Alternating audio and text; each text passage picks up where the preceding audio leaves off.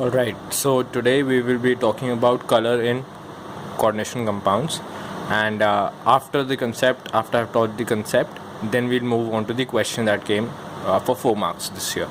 Okay, so first of all, to study coordination compounds, you need to know that there is white light, okay, that comes from the sun, which comprises of all the colors like violet, yellow, green, blue, orange, red, right? And you know that the light red is of highest wavelength. Okay, it has the highest wavelength.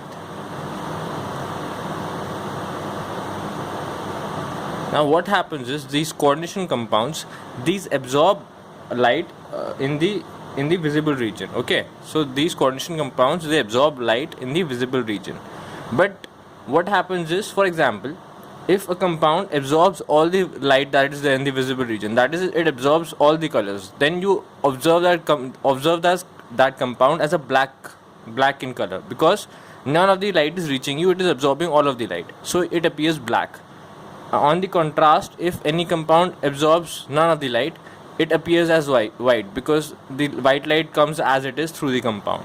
But if a compound absorbs a certain color from the white light, so the white light is comprised of many colors, so if it absorbs certain color, then that color won't be seen, but its contrary color would be seen. Okay, so basically subtraction is taking place. So what I am talking about is, from the white light,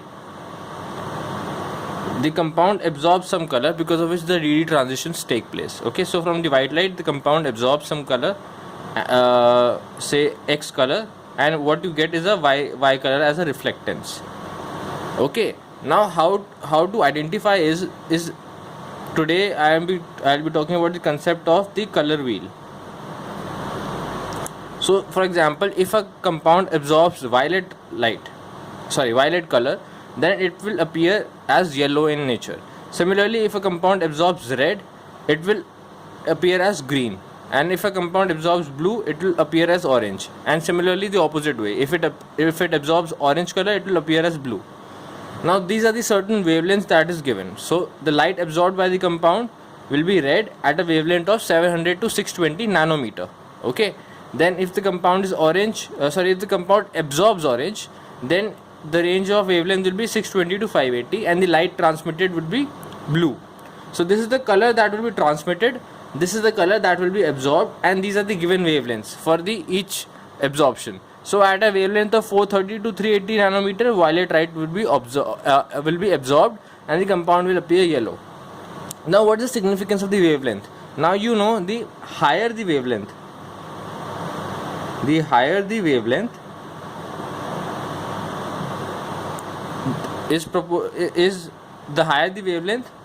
the lesser the frequency.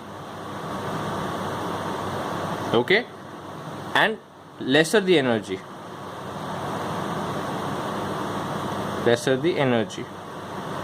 Okay, similarly, if the wavelength is small, the frequency will be high and the energy required will be high.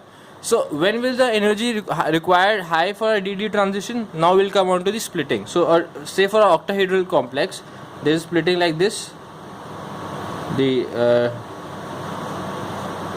into T2G and EG, right? Now this difference is the octahedral splitting, which can be represented by a delta O. Now if we have a strong field ligand, for example a CO or a CN, then this splitting will be high. This splitting between the T2G orbitals and the EG orbitals, this will be very high in case of a strong field ligand, so you'll get a low spin complex. And because of this high splitting, a high energy requirement will be there. Since a high energy requirement will be there, that means it will absorb a high frequency light, and a high frequency light means lower wavelength, so it will absorb violet and appear yellow. So most of the compounds which have strong field ligands attached will appear yellow or orange. Okay, and they will absorb violet or blue light. Similarly, if this for weak field ligands, like for ammonia, or you can say halogens, or even water, this delta O is very small. So this delta O is very small, and because of which what happens is the energy required for the transition to take place is very less. and since the energy required is very less, so the frequency will be very less, and that means higher wavelength. So it will absorb red light. It will absorb red light and appear green, or you can go according to the color wheel. So contrary to the red color, it is green. So if a compound absorbs red, it will appear green. And you can memorize this with the help of Vibgyor. So in Vibgyor, red color is the highest wavelength, right, followed by orange, like that. So if there is a compound with a weak field ligand attached to it, then it will absorb red because it will require less energy, that is higher wavelength, and that means the light transmitted will be green. So weak field ligands generally appear as green blue, whereas the strong field ligands, generally coordination compounds with strong field ligands, appear as yellow or orange. Okay, now this is, so there can be a number of questions where there can be a number of ways a question can be framed with. For example, you can have a question, say to a metal we have 6 CN ligands attached, or we could have 6 Cl ligands attached. So to a compound we can have 6 CN ligands attached or 6 chlorine ligands attached, and the compound appears green in color. So which of the two ligands is possible? Now CN is a very strong field ligand. So in a strong field ligand, what will happen is energy required for the DD transition will be high. That means a higher frequency and a lower wavelength. So the compound will appear yellow in color. But Cl on the contrary is a weak field ligand, so the color will be either green or blue. And like I said, the question says the compound appears green in color, then we can say it is 6Cl, because it cannot be 6CN, because 6CN will appear in yellow in color. So this is how you can make use of this color wheel and these wavelength ranges to find the to find the compound. Also you can also sometimes get like for example, you can get that the compound 6CN FeCN6 for example, okay, is say orange in color. Okay, so it absorbs what kind of it absorbs in what region. So then if it's orange in color, because light transmittance is orange, so you can say it absorbs in 490 to 430 nanometer range. So these are some of the uses. Okay, now I just wanted to tell you a very small concept. I will be talking about charge transfer, the charge transfer band, okay, or the concept of charge transfer, that is LMCT and MLCT, that is ligand to metal charge transfer and metal to ligand charge transfer. I'll be talking about them in detail in some other video, but I would like to give you a few tips to identify what kind of charge transfer is taking place, because that is important. Just by studying this concept, you can answer a lot of questions that came in the CSIR NET or GATE paper. So in LMCT, what is happening is ligand to metal electron change is occurring. Okay, so a ligand to metal electron, so a ligand is supplying an electron to the metal. Now when will this happen? First of all, the first important criteria is that the metal should be in a high oxidation state, a very high oxidation state in fact. Okay, for example, in MnO4-, if you calculate the oxidation state of manganese, it will come out to be +7. So, and in +7 state it has D0. It has 0 d electrons. So there can be no DD transition possible. Yet we see a strong intense color for MnO4-. Okay, and the reason for that is ligand to metal charge transfer. Now you can see the metal to ligand charge transfer cannot take place because the metal itself is very it's in the highest oxidation state possible. So it cannot donate any electrons to the ligand. So it has to be ligand to metal charge transfer. Okay, so this is one of the ways of identifying when will ligand to metal charge transfer take place. Now coming on to metal to ligand charge transfer. So first of all, the metal should be rich in electrons for the metal to ligand charge transfer to occur. Also the ligand, okay, the ligand should be a sigma donor and pi acceptor. So first of all ligands are sigma donors. There is no ligand which is a sigma acceptor. Okay, all ligands are sigma donors, but there are ligands that are sigma donors and pi acceptors, and then there are ligands which are sigma donors, sigma acceptors. Pi acceptors. Pi donors. So there are ligands with sigma donor, pi acceptor. Those can be MLCT, because then if it's pi acceptor, then it can actually accept a pair of it can accept electrons from the metal. So example is CO. CO is a sigma donor, pi acceptor. And one more point in the favor of ligand to metal charge transfer is that the ligand should be sigma donor and pi donor. An example of these kind of ligands are halogens. So halogens are sigma donor, pi donor. So you will never see halogens undergoing metal to ligand charge transfer, because they do not have the capability to even accept a electron, because they are sigma donors and pi donors. So only sigma donor, pi acceptor ligands like CO can undergo metal to ligand. Only those complexes can undergo metal to ligand charge transfer which have sigma donor, pi acceptor ligands like CO. So in any case, if in a compound, if you see chlorine or fluorine or bromine, iodine, then most likely MLCT transition would not take place. Okay. Okay, now coming on to the question. Alright, so this is the question that came on the concept of color wheel. Okay, now what we do is, we first of all identify the absorption, maximum absorption that is given to us. So one is given to us as 675, 565 and 615.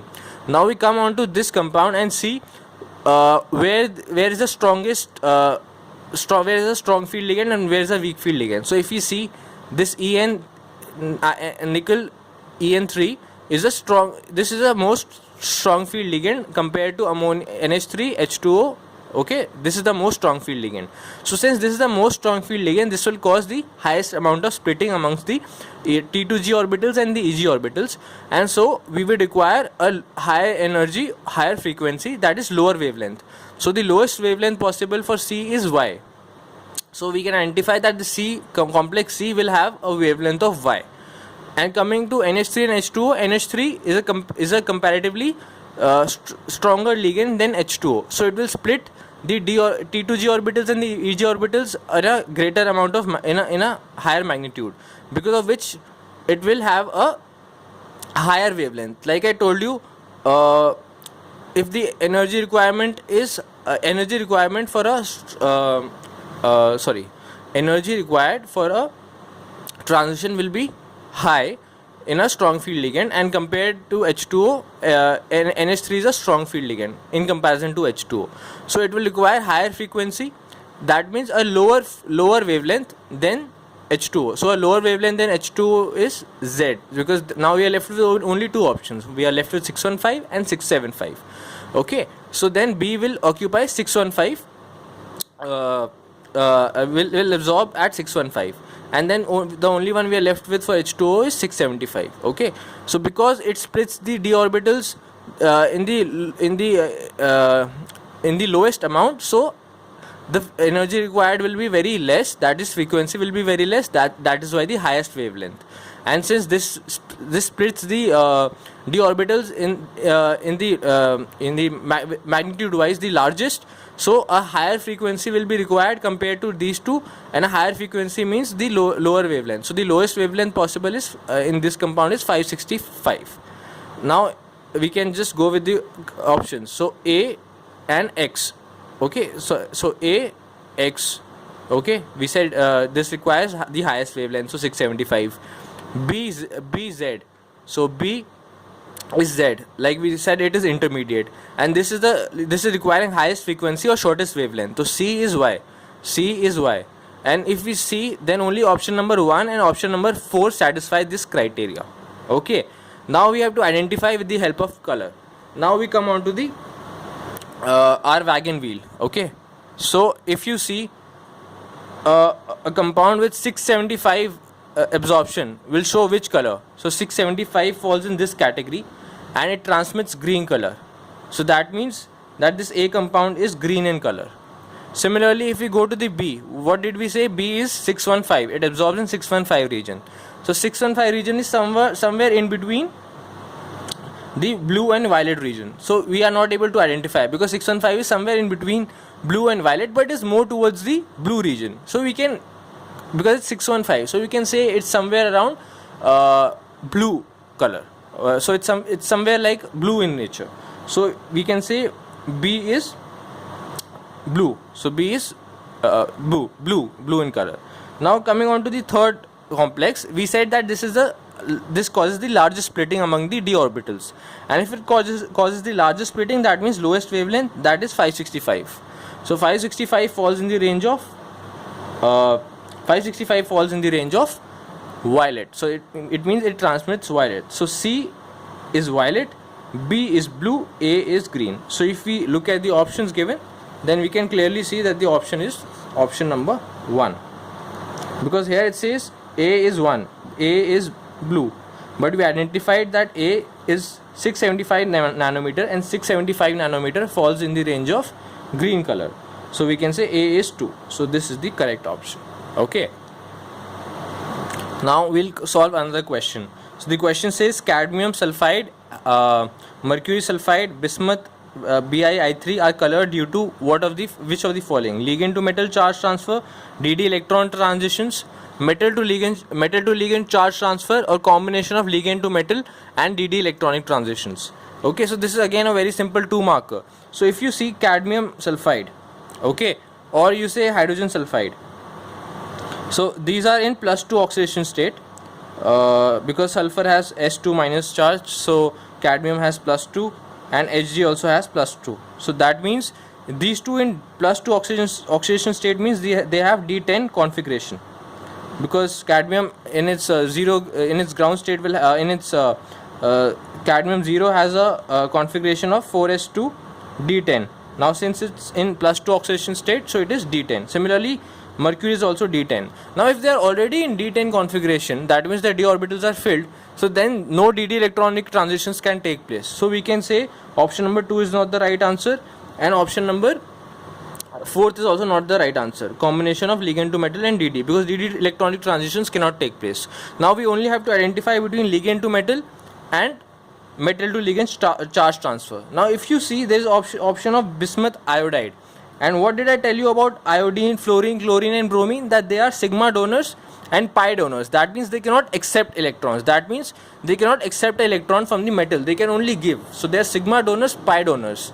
So what does that mean? They cannot accept is that metal to ligand charge transfer cannot take place. So the only option we are left with is ligand to metal charge transfer.